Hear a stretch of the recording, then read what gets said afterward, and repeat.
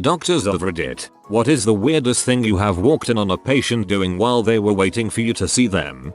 A 16-year-old girl planking on the medical waste bin while her father took photos. Picking at his genital warts. My favorite was an unruly drunk who had been exposing himself in public when he was detained by police, who evidently needed to use pepper spray to subdue him. He was squirming around on the stretcher, cuffed to one of the side rails in a paper gown yelling, "I'm sorry y'all, but my dong is on fire." Also, different guy, whacking it, in Trauma Bay 3 in the air. Not even a psych patient, just a dude who really needed to have his way with himself while waiting on emergent medical attention. Though this pales in comparison to story I got from one of our most hardened nurses. Dude jerks off, while in a hallway bed, to completion. Bless her heart, when the spudge hit the floor all she did was look at the guy and say, "You'd better be cleaning that up, because I'm sure as heck not." I had the same thing happen to a patient in ED. He had a sheet over him but the curtains weren't closed and he was just going at it. If anyone got near him he would immediately stop and pretend he was asleep and then keep going once we left. It was funny cause you could actually see his heart rate and stuff go up when he was doing it. Rip the loudest, door rattling fart at the exact moment the doctor opened the door. I got the "wow, that's actually impressive" look. He then proceeded to laugh and ask me about my diet. Take a good, long inhale and guess, doc. I'm a RN. I spent my first year nursing working on a high acuity surgical floor. A man in his early 20s came in for a small bowel obstruction and had the longest psych history I had ever seen. Day 1 after his surgery he wasn't my patient but I was covering my co-worker's break who was his nurse. 10 minutes after she left I decided to do a quick round of the unit just to make sure everyone was still breathing and comfortable. When I went into his room the I saw was the closest thing I ever seen to a real life go-to horror movie. But somehow he had managed to get his handles on a pair of scissors. He had started cutting into his new ostomy, ripped out all of his stitches and had just randomly stabbed himself places on his abdomen. He had also straight pulled out his catheter with the ball to get it in place intact so there was a huge blood pool around his genitals on the sheets. When I walked in he stopped and stared at me for a second before stabbing himself again. I ran my ass out of there pretty quick and called security. Still get random flashbacks of that moment when I watch really gross horror movies. I once walked into the room of an elderly woman who had been given sutures in her right forearm after a fall. She was sitting upright in bed tearing the skin off of her arm and had already ripped up all of the skin with sutures in it. From what I gathered, she was unhappy with the dressing and after unraveling it with her teeth, kept pulling on whatever she could get her teeth on. Then there was the woman I discovered in the private waiting room pushing 8-inch cotton swabs, long Q-tips, up into her vag. 14 of them. It's not uncommon for me to walk in on patients touching the skeleton. It's actually a replica of my own mother's bones. She was a doctor as well, so it's always funny to see their reaction when I tell them to get their hands off my mom. No offense, but I think it's much weirder that you have a replica of your mom's skeleton than it is that people occasionally touch it. The doctor walked in on me cowering in my chair, holding my legs to my chest because a big ass motherfreaking spider suddenly appeared in the corner, trapping me in the room. As soon as she walked into the room I screamed, "Kill it, kill it, kill it, kill it, kill it." I saw the oh crap in her face when she saw it. It scurried out of the room, so she shut the door and a few seconds later I heard a few loud stomps. She came back in and said, "Good thing we already took your blood pressure." Ha, she's my favorite doctor. I am actually a doctor. As a med student, on inpatient psych rotation walked into the patient's room and she was lying on the floor getting off with her shoe. That was inpatient psych though, so let's just move past it.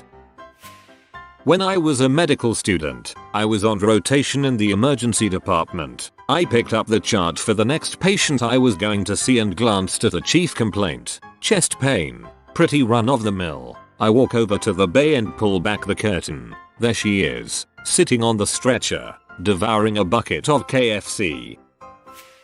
Went to check on my patient. He came in with some sort of stomach bug. Anyway, he wasn't in his bed but I could hear him from the bathroom. Asked him if he was okay and he said he made a bit of a mess. No problem. Gowned and gloved. Went in. He crap all over 3 of the walls and all over the floor. I had to get help to clean up a bit and then got Sa to come in afterwards and finish the job. Honestly, if it wasn't so disgusting and foul smelling, I would actually say that's quite an accomplishment. Crap was nearly to the roof.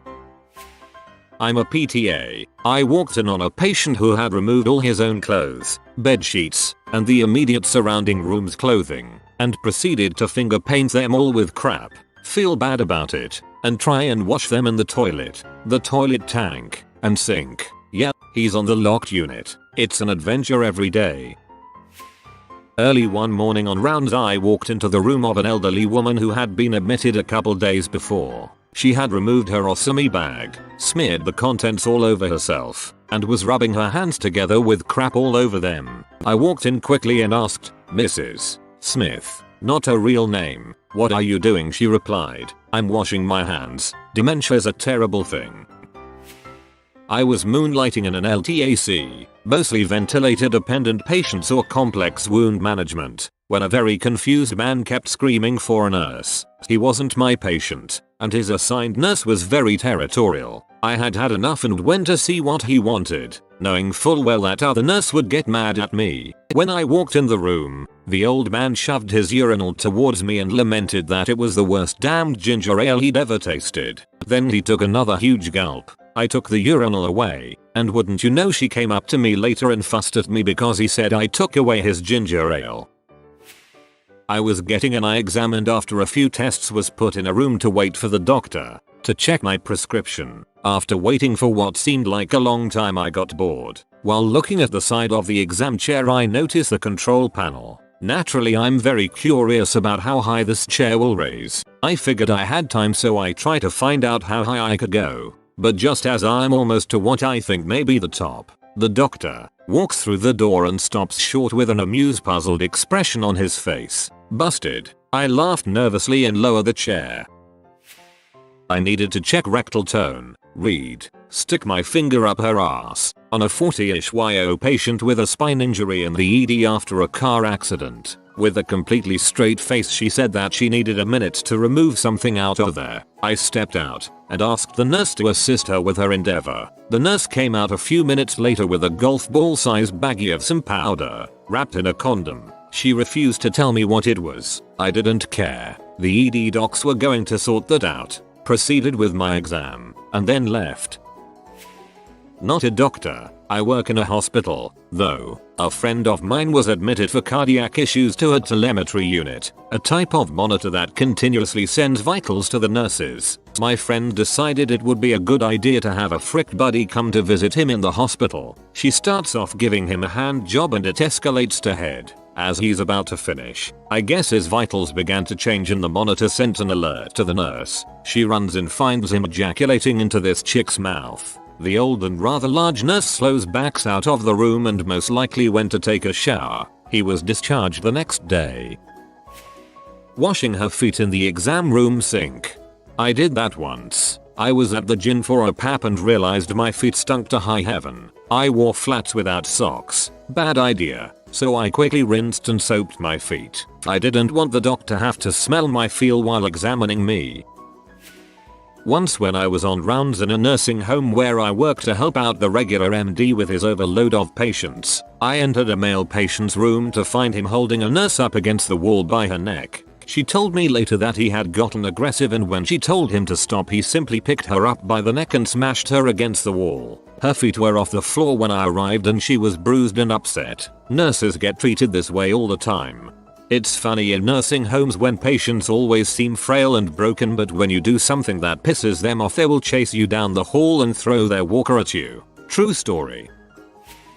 Patient here. Thought I would share mine. Had to go to the pathology lab. Old guy is in there with a 3-year-old. Probably his grandson. Grandson is licking the door to the pathology laboratory. Grandfather is saying nothing.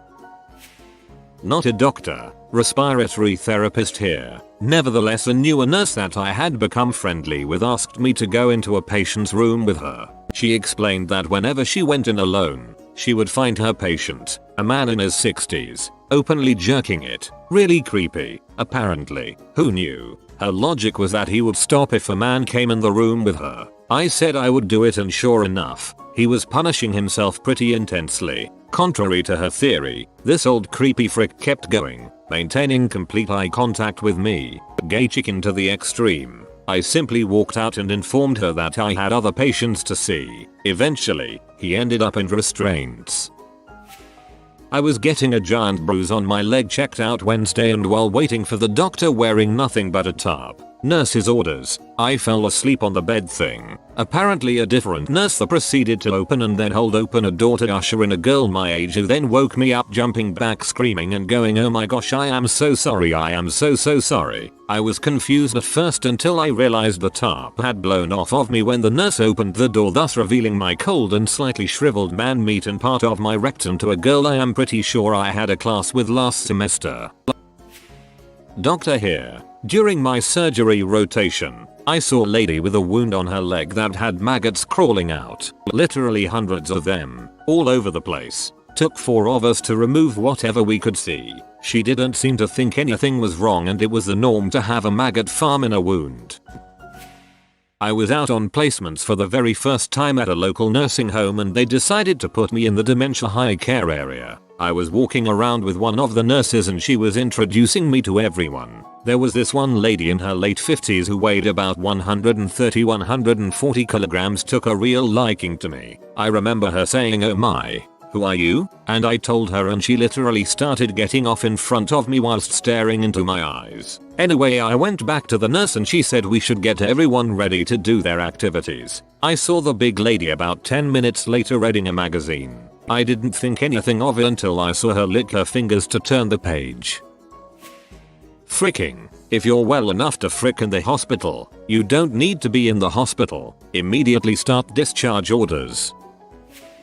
My mom used to be a third shift admitting clerk as part of her duties when a new baby was born to document the birth and register names. A young couple just had a baby hours ago and were already going at it on the hospital bed when my mom walked in. She swears she knocked and announced herself, but they were otherwise engaged.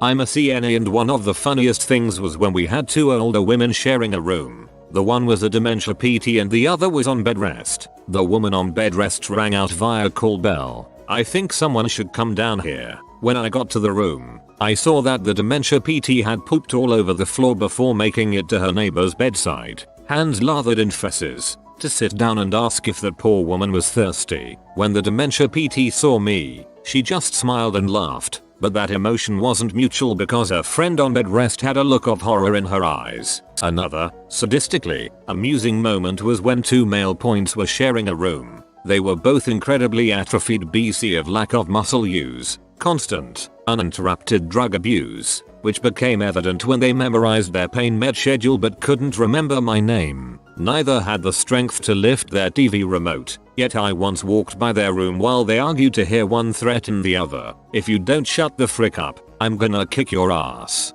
Finally, I remember a male PT of sound mind who was a smoker and shared a room with a quadriplegic who had a trach. Obviously, we don't allow smoking in the hospital, but on my rounds one night I smelled fresh cigarette smoke. It came from that room, so I asked the guy if he had smoked. He said no, he just took his jacket out of the closet. He'd been here for a week, mind you, and that's what I smelled. I told him how unlikely that was, so he changed his story and blamed his neighbor. I couldn't think of any way to react other than to close my eyes, rub my temples, and ask, "Really?" My mother was a nurse's aide at an old folks home. She told me she saw an old man pulling mucus out of his tracheotomy hole and then eating it. Nurse here had a patient who was coming up from her. They had requested a sitter, intended to watch the patient one. We do this with confused, suicidal or otherwise unsafe folks. I hadn't gotten report, so I didn't know why the sitter was there, only that she was confused. All I knew was that she had a necrotic big toe. I realized, walking in on her trying to pick the toe off and eat it, why she needed a sitter. I'm a medical assistant. I walked in on a patient trying to put the toenails that we cut for her into her pocket. I had to command her to put them back. ED nurse here. I had a patient that I took into the behavioral unit in the emergency department. Before they enter the unit they are stripped down and wear nothing but socks and 2 gowns, one facing forwards and the other backwards. I had to draw blood from him, and while I was prepping he was saying by my applying the tourniquet and sticking the needle into his vein that alone gave him a high. After an hour or so he called his girl and she showed up to visit. He went to the bathroom. The security guard was waiting on the other side of the door and noticed the sink continuously running for a few minutes with no toilet flush or the sound of someone peeing. He knocked, spoke, no answer, unlocked the door and found him hunkered in the corner with his spoon, needle, and lighter next to him. His girl brought him gear to shoot up H in the bathroom. She was arrested and it turns out she was also pregnant. Once when I was a child, 6 or so, I was taken for my dental appointment. I have no memory of this. My mother loves to tell this story. Apparently the dentist put the gas on me and handed me the cast model of a jaw and upper teeth. Apparently the valve got an extra quarter twist because when he came back in the room I was kicked over sideways in the chair singing with the teeth model. He closed the door, walked to the waiting room and told my mother that there was something she needed to see.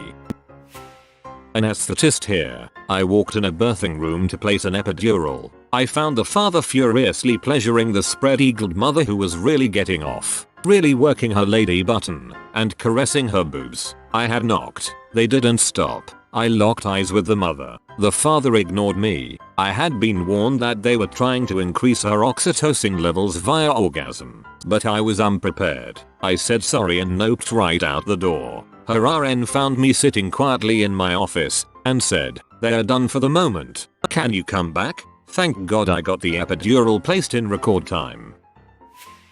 A surprising amount of people go through the office drawers.